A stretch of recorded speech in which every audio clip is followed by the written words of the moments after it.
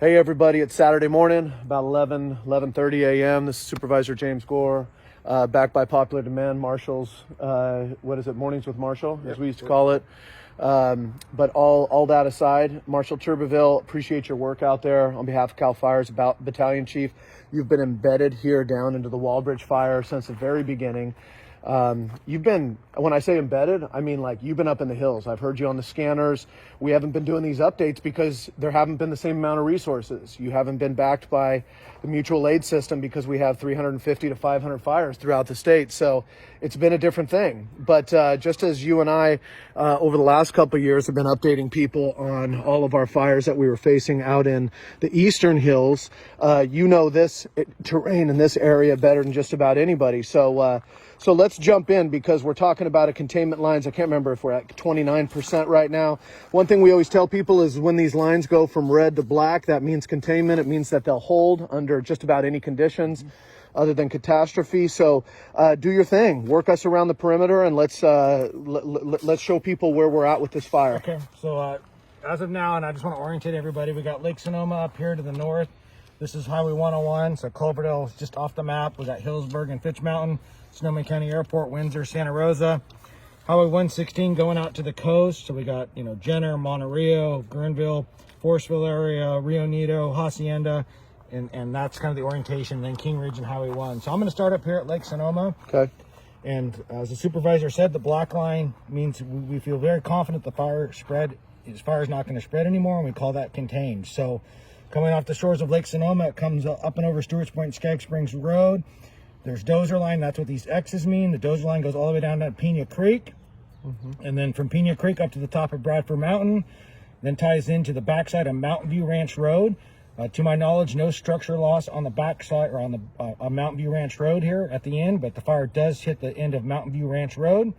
From there, it then goes over to Chemise Road, about 6100 Chemise Road. There is homes out here within the burned area. I'm not sure of all their status, but Shauna Way of Chemise Road is out in this area. Dozer line, hand line, then goes from Chemise Road down to Dorman Canyon, and then Dorman Canyon to the backside of Rydell Preserve over to Brack Road. So Big Ridge is in this area. There was some structure loss. Residents lost up on Big Ridge. And even though this is being shown as red between Dorman Canyon over to Brack Road through the Rydell Preserve, we have dozer line, and we're confident. We're just not confident enough to say to make that black, but we are confident this fire is not going to move. We're holding the line there between Dorman to Brack. And then from Brack Road towards the end of Jameson Road, you've got Everett Ranch and Emerald Ranch. And ultimately, roughly 4300 Wallace Creek Road, there's dozer line, and the fire's edge is pretty much held in check. But once again, it's not being shown as contained right now because we don't have that full confidence. We have trees, we have stumps, we have logs, things that can produce embers and threaten to jump our lines, and we're still actually have more firefighters showing up, so we're still at not peak firefighter staffing. So this is that ridge between Wallace Creek. Can you stop there for a quick minute and just say, so we are still getting support. And this is a funny thing is because there's this feeling like we've had a turning point in this fire that we haven't boxed in. But the reality is that you guys are out there right now. You're not just doing dozer lines in these areas, but you're doing dozer lines and then you're lighting backfires back into the fire itself to take away the fuel, right?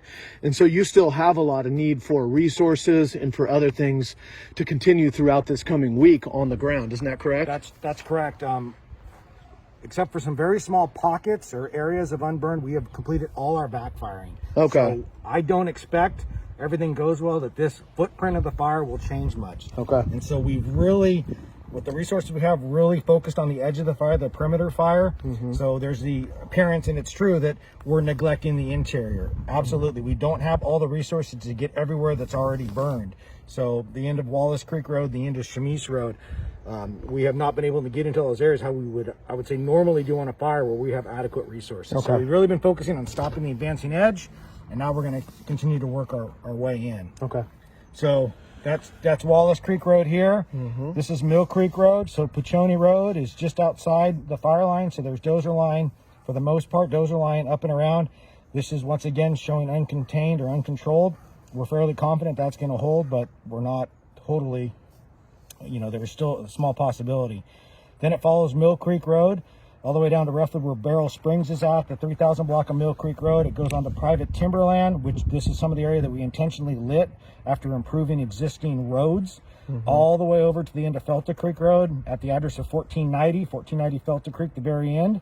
That's where this ties in. You can drive a pickup, four-wheel drive pickup right now from Mill Creek Road on the edge of the fire all the way over. And this is held now for 3 days from the end of Felta Creek Road. And this is some of the area that's been grazed. It's grass. And so this follows all the grass out in this area to tie into the back of Vackery Way, and then up and ties into Sweetwater Springs Road. This is an area that we lit about, intentionally ignited a forest, heavy Douglas fir, that is probably producing a lot of smoke that the city of Hillsburg is seeing, is this pocket of Douglas fir and forested area that's continuing to burn out. I've gotten a couple notes from people this morning about behind Bishop's Ranch and areas like that. So it sounds like that's exactly what you're talking about, right? Yeah, so Bishop's and those Ranch, Douglas fir and pine and other things, they go up quick and they make a lot of noise and you see a lot of smoke coming up. It's not like being in the Redwoods or the Oaks, right? Yeah, absolutely. And that's exactly where that's at, behind Bishop's Ranch. Okay. In that area just west of there. Okay. And it looks like that's close.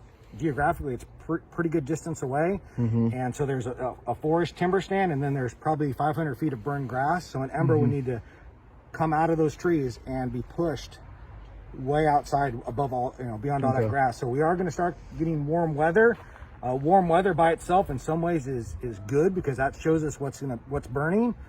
The wind is more of a concern. So warm weather by itself is, I'm going to say, okay. And then it's makes our job a little harder, but it's going to show us where things are burning, where we need to go in and keep putting stumps out and getting to work. Okay, sounds good. So Sweetwater Springs Road, it's holding along the road all the way up to Mount Jackson over to Rio Neto. This is right now a priority for us to get. I'd like to get people back in, but we need to secure this fire line before we repopulate the Rio Neto area. So this goes up to Mount Jackson. We have our repeater site up there. This is forest, and this forested area, we were only able to put the dozers where the dozers could safely go because of steepness and how many trees there were. So we weren't able to put the dozer line always right on the edge of the fire. So now we have these unburned areas of vegetation between the dozer line and where the fire's at.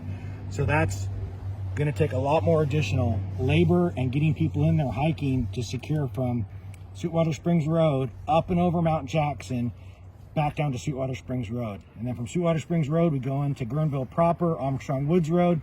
So this is the fire line here above Sweetwater Springs Road across from the mine into Armstrong Redwoods. This is holding in place.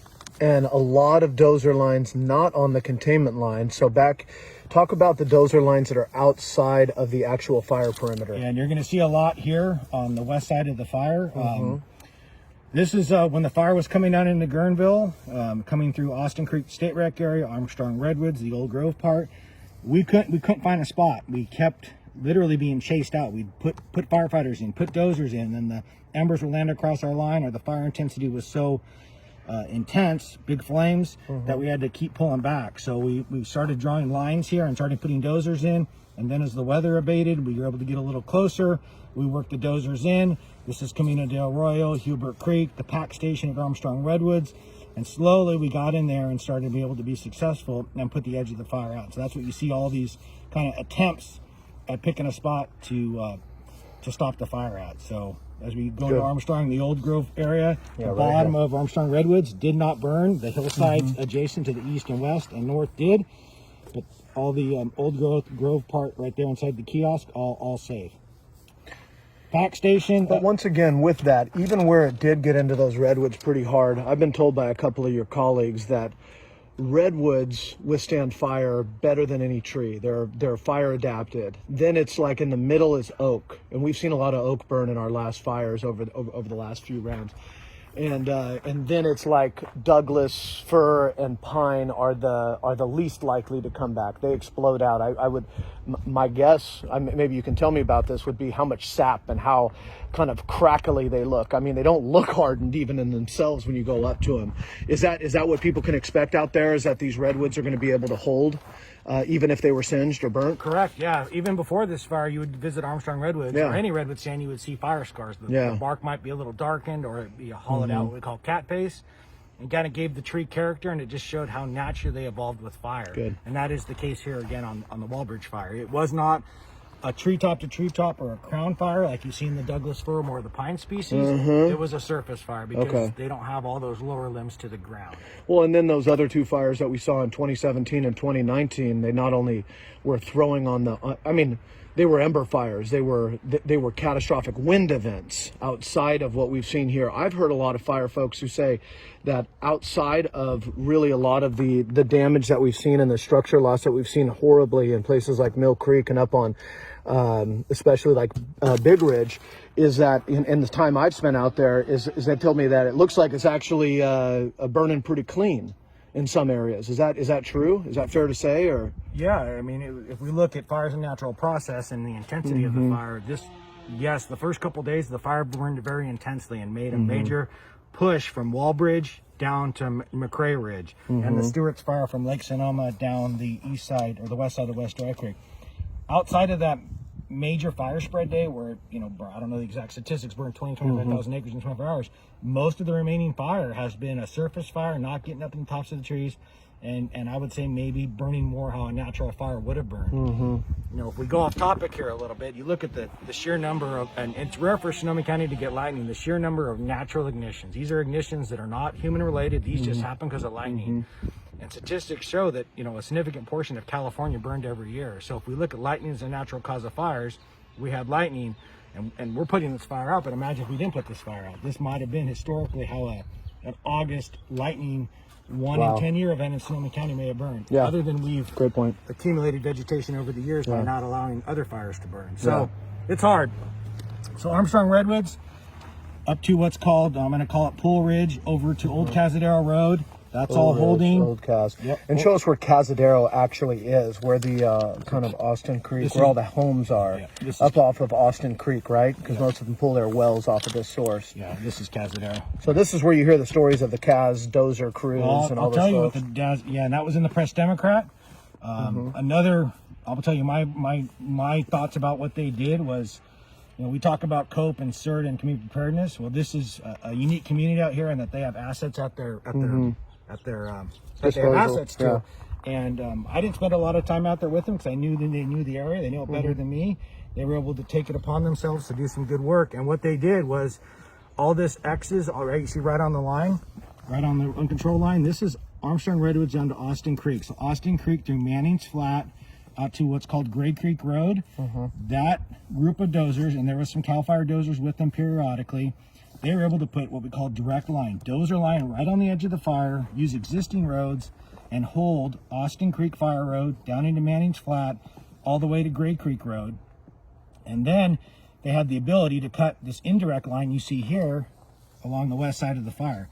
Now the fire, this is in the cedar, so we have a lot of rocks, Sergeant Cypress, a little different, way different than what we see down at Armstrong Redwoods. The fire kind of had natural barriers to it. It hit the rocks and it really slowed down. It made a run at their line here, and they have this line put in. So now we're in a situation of what do we do here? We have dozer line, fire line that's kind of burned itself out. We do have dozer line all the way around it. So it's kind of, this is something we're going to be talking about, dealing with strategy-wise the next couple of weeks, is how we ensure that this doesn't then somehow ignite maybe under our fall wind, a warmer day, and pose a threat here. So this is where a lot of this you see here is private landowner dozers working on their property or under the permission of the property owner, putting in dozer line. And then we're back up here to Bungee Bridge and Stewart Springs, Skag Springs Road. What is all this stuff out here? And I even see some markings coming up. So what we do here is we think ahead, kind of worst case scenario. If the fire did jump our control lines, where's the next major road? And this happens to be Rock Pile Road. To Kelly Road. These are ridges on the hillside, Hedgepath Ranch, Headwaters Ranch, of where, thinking ahead, where are we going to fall back to and re-engage the fire, rather than trying to, as we do a lot during the initial response, kind of a very dynamic situation, but have like a pre-planned idea of where we're going to fall back to.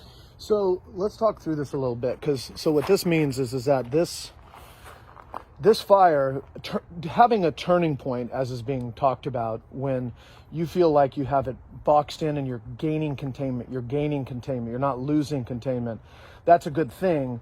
But just your assessment, how long is this fire going to burn for? How long are we going to have to watch for hot spots popping up in it? And is this fire still going to pose a danger if we get a wind event coming up?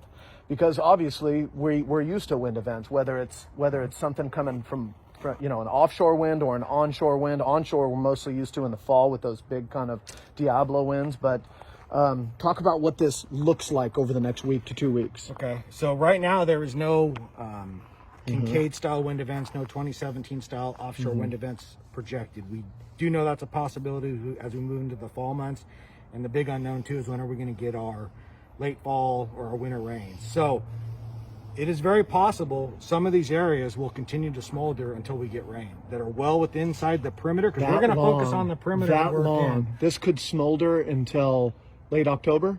Yes, we have big redwood stumps out there, old growth redwood stumps. Wow. We got into areas that don't have any recorded fire history, and we also just can't get to some areas easily. So we're focusing on the perimeter, and then we're going to start working in on roads. But there are some hillsides that are going to be very hard to get to. We're going to keep adequate firefighter staffing. We're going to keep helicopters. But I see this fire, maybe most firefighters are gone in 2 to 3 weeks, but we're going to have a presence here probably through the month of September. Okay. Just because, crazy days. Yes. Okay, let's go through a couple other updates just because it's on people's minds. I'm getting the most of the notes that I'm getting these days, and I think to you to a certain extent, is people who want either repopulation or reentry. Reminder, everybody, repopulation is going back into an area that is not burnt, right? So you were evacuated, but you don't have utilities down. You don't have a lot of active equipment still doing work there. Reentry is for places that were heavily burnt, that you might have structure damage and other things going on. So Marshall, we're getting a lot of comments specifically, and I think, we can't give anybody any absolutes because Incident Command out of both CAL FIRE, working with our sheriff's office and other law enforcement, they're really dictating this. And it's not just based on if the fire's still there, is PG&E back up there working heavily? Are there fire trucks out there? Are there dozers and heavy equipment back there still? And can they get more done in an extra day or 2 days than a week if they let everybody come back in? And I know it's difficult, but let's talk about where we're at with realistically this area of kind of the western side of Dry Creek and Mill Creek, where the areas didn't burn, Felta Creek, Sweetwater Springs, and then we'll talk about up here, because I'm sure it follows the containment schedule too, right? Yeah. So initially, the reason the evacuations were put in place is because we had a fire that was moving faster than we can put it out. Now the fire is slowed down. We're getting the edge of the fire stopped through various tactics, but now the evacuations are based more on allowing firefighters to keep working, recognizing that there's power lines down, transformers down, power poles, to recognize there's damaged guardrails. And so it's more than just the fire department's, CAL FIRE or the fire department saying open an area up. So utilities, roads, and the sheriff ultimately has jurisdiction to when we repopulate or let people in. So we have road closures and we have people evacuated. Prior to the fire, lessons learned from 2017 and 2019, the sheriff's office pre-identified zones, areas of the county. So they use those pre-identified areas, which are large scale, to evacuate people. So now we're looking at subdividing those large pre-established zones to let people back in as safely as possible. And so there could be a variety of situations. Right now we have evacuation orders and evacuation warnings. So warnings will, like we saw in Cloverdale yesterday, the warning was dropped. There's no Cloverdale has no warning, no order. Other areas such as Dry Creek, Rio Neto still have an order in place. So it's possible those could go to a warning where people are allowed back in. It could go to a situation where it's residents only. But every day, minimum once a day, everyone comes together and says, hey, where can we safely let people go back home? Gotcha. And it's a fire department decision, or fire department input, it's public utilities input, it's county roads input, ultimately the sheriff. And I can tell you right now as we speak, there is talk right now. We're always talking about how can we get people back home. Okay, good. Well, I appreciate that. There's two other things I want to hit, and then we'll sign off. And just everybody, I think we'll look at maybe doing another one of these early next week. Maybe Monday if we can get you. I know you're up in the hills a lot, but it's helpful. But number one is that there's a lot of people who are asking, who are frustrated, and me too, about how we stop this cycle of just assuming that we're going to continue to have these problems. And the difficulty here is that we're really talking about an area that's pretty much 100% privately owned, and it's very difficult for private landowners to be able to do prescribed burn or be able to make logging pencil out.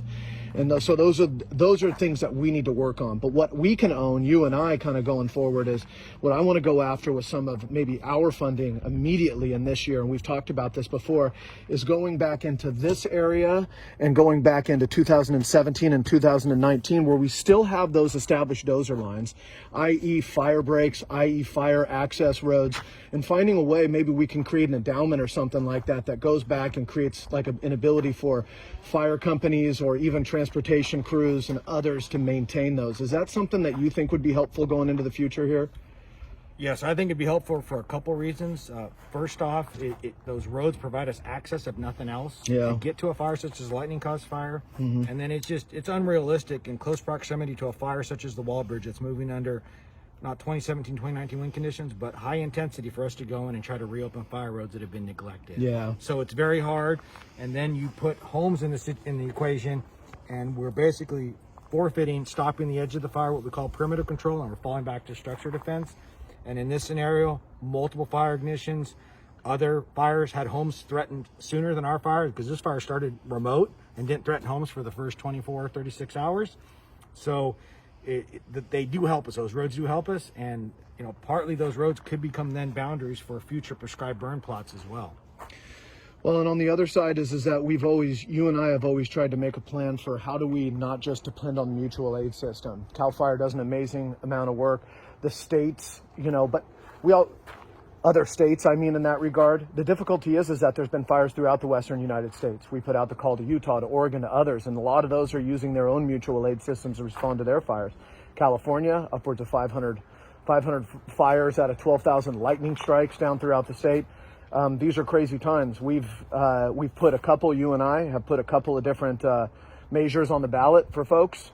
We haven't been successful in getting those forward that try to basically shore up our ability to have local resources responding to local fires without being pulled into the mutual aid system to be able to defend our own. But we're going to have to continue those efforts going forward, right? So a lot more to come. I know we can update a lot. Any final thoughts you got?